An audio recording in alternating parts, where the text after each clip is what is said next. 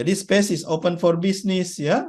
Baca bukunya, menarik ini bukunya dari sudut pandang bisnis. Kenapa sekarang ada space 2.0? Masih ingat? Apa yang membuat berubah dari 1.0 menjadi 2.0? Pemerintah sama swasta, Pak. Pak. Mantap. Ya. Jadi kita-kita yang swasta akan lebih berperan daripada pemerintah. Jadi lupakan yang mengharapkan pemerintah ya. Nanti pemerintahnya biar ngikutin swasta lah. Kemarin juga di berita-berita saya dengar menteri menteri UMKM ya atau koperasi bilang kita ini belum siap dengan digital. Ya. Itu nunjuk ke Kementerian Komunikasi. Komunikasi, Kominfo ya, belum siap punya Kominfo apalagi sekarang ada korupsi dan lain-lain. Jadi ya udah kalau nunggu negara kita nggak selesai. Udah kita aja sebagai pemain swasta mulai bermain di space. Ini contoh private company ya, new space, open for business. Kenapa?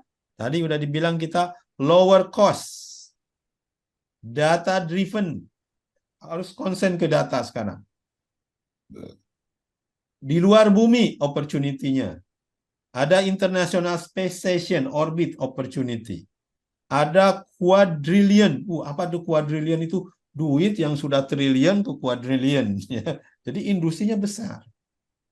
New economic dan inspirasi. Menginspirasi kita sebagai explorer manusia.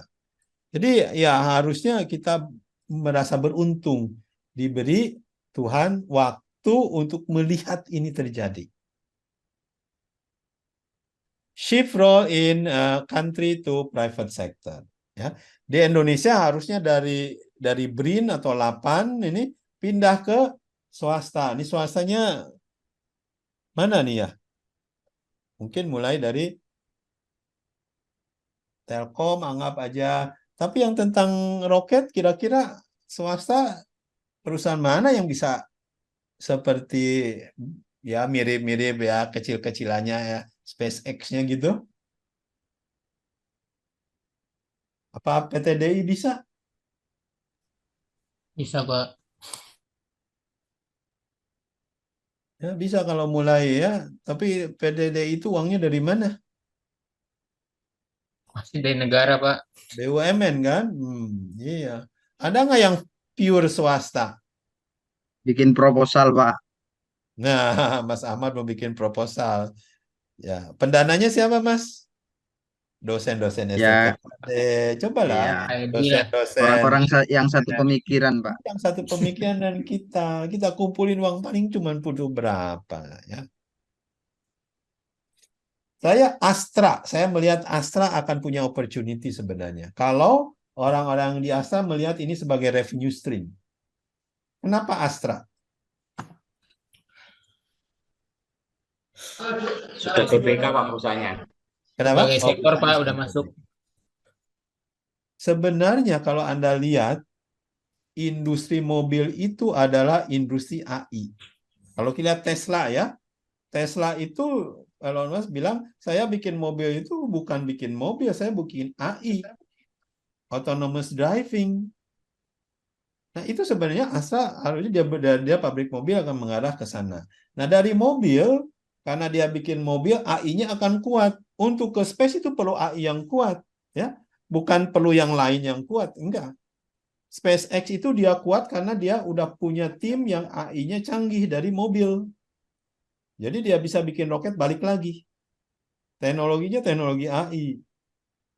Indonesia juga kalau saya melihat private company, saya lihat yang mulai dari mobil ya, dia juga kapitalnya udah kuat ya, dia juga punya kapabilitas, dia bisa mulai sama dengan Tesla.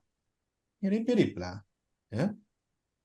Saya pernah bicara di Astra dan pernah presentasi. Tapi memang perlu jajaran direksinya yang memang memutuskan mulai nih. Ya.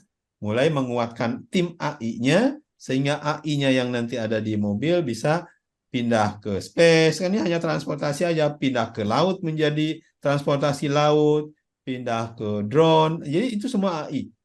Jadi terfasilitasi dengan tim. Karena yang jadi dominan adalah SDM-nya, kemampuan SDM. Dan saya yakin Indonesia nggak kalah kemampuan SDM kalau dibina dengan benar di perusahaan gitu ya. Opportunity-nya banyak. Jadi nanti kalau Mas Ahmad punya proposal segala macam, datang ke Astra. Ya. Atau saingannya. Macam banyak lah. Mulai dari situ. Not anymore about country, but sekarang about money. Ya. Why billionaires are racing to space? Ya, ada uangnya di situ. Jadi kalau nanti punya proposal, datangnya jangan ke pemerintah, datang ke Astra, datang ke luar negeri, datang ke SpaceX, datang ke Jeff Bezos, datang ke startup-startup yang ada di luar. Ayo dong, kerjasama dengan Indonesia. Kami punya tempat, kami punya manusia. Uangnya Anda bawa ke sini. Gitu. Saya yakin mereka berlomba-lomba. Ya. Kenapa sekarang belum itu terjadi? Ya orang Indonesianya masih diem gitu ya. Kitanya masih diem. Padahal orang di luar udah ribut. Kita lihat nanti. Banyak sekali startup di luar sana yang sudah hebat-hebat dan sudah mulai menembus ke space. Anda tahu startup yang paling banyak di space di mana? Negara mana? Startup space yang paling banyak. Israel, Pak. Ya, betul tuh Pak Ahmad, Israel. Kenapa Israel? Kenapa nggak negara lain? Kayak perang terus, Pak. Jadi kita harus perang gitu ya untuk bisa punya visi seperti itu. Nanti saya jelaskan. Israel itu punya program memang. Kita lihat strategi bagaimana menguasai space. Salah satunya dengan memberi dana yang besar kepada startup. Ya. Nah sayang sekali kalau di Indonesia aja bisa melakukan itu aja. Pemerintah hanya memfasilitasi. Ya swastanya tapi harus menggetol. Kita berapa? Saya cuma berapa juta orang. Kita 250 juta. Masa tidak ada 100.000 aja orang yang seperti itu. Bikin PT-nya mahal, Pak. Mungkin PT-nya mahal. PT di Jakarta sekarang cuma 2 juta. Jadi selesai. Ya, Belum yang lagi izin uji yang coba mahal izinnya itu, nanti hah? Izinnya. uji coba. Ya, kan kembali lagi kita mulai dari ujung. Ya, jangan mulai dari awal, apalagi mau tidak berkompetisi dengan SpaceX. Ya. Kita berkolaborasi. Jadi kita akan mau ke antariksa bukan untuk kompetisi kalau ke antariksa. Kita ke antariksa untuk berkolaborasi. Jadi bagi-bagi tugas kurang manusianya ini. Kalau semua berkompetisi ya nggak ada yang diuntungkan. Jadi ya mari berkolaborasi.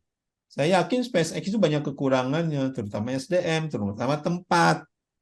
Ya, sekarang aja Anda lihat kan mau meluncurkan yang kedua, udah 6 bulan itu nunggu. Dari peluncuran yang pertama, Starship, ini udah 6 bulan nih. Padahal secara teknis dia udah siap sekarang, udah nongkrong terus roketnya, tinggal dinyalain. Tapi FAA ya birokrasi masih ribet. Coba bayangkan kalau di Indonesia bisa kapan aja gitu ya, wah mah dia akan senang sekali. Cuma memang fasilitasnya harus disiapkan SDM dan kekuatan. Tapi intinya kita ada kelebihan gitu, yang kita harus provide ke perusahaan-perusahaan di sana yang lagi mengembangkan space. Karena space itu harus dikejar sama-sama. Seluruh dunia bareng-bareng negara. Tidak lagi melihat dari negara mana. Yang penting uangnya ada nggak gitu. Kemampuannya ada nggak. Orangnya ada nggak. Ya. Karena yang penting itu adalah untuk ke space adalah kapital tentunya dan manusia. Hanya dua itu sebenarnya. Ya. Dan terutama geografis letak di buminya di mana. Ini Indonesia punya keuntungan. Karena kembali lagi akan lebih dekat ke space daripada negara-negara lain.